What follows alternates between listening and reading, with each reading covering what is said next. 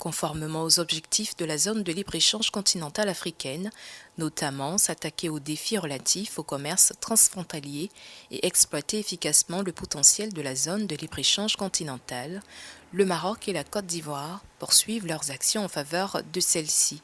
Selon les données de l'Office marocain d'échange, en 2022, les exportations du Maroc vers la Côte d'Ivoire ont atteint 3,1 milliards de dirhams. Par ailleurs, les échanges commerciaux entre le pays d'Afrique du Nord et le reste de l'Afrique ont atteint environ 6 500 milliards de dollars américains, soit une hausse de près de 40% par rapport à 2021. Nous avons, comme je vous l'ai dit, la politique africaine, aujourd'hui qui va se renforcer de façon significative avec la ZLECAf. Le Maroc entend jouer pleinement son rôle dans le développement du commerce intra-africain.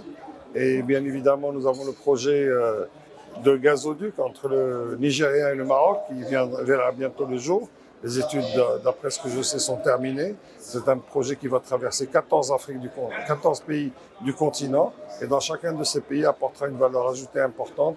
Concernant la Côte d'Ivoire, selon un rapport des services des douanes publié en 2023, au troisième trimestre 2023, les exportations du pays sur la scène économique régionale ont représenté 56% des ventes totales effectuées au sein de l'Union économique monétaire ouest-africaine, UEMOA. Le potentiel, ça ne se consomme pas, ça se met en œuvre et grâce à cette coopération dynamique Sud-Sud, nous allons aller de l'avant.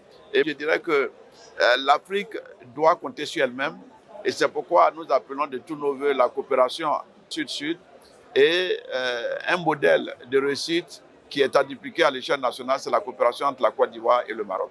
Il est à rappeler que le champ d'application de la ZLECAf reste vaste.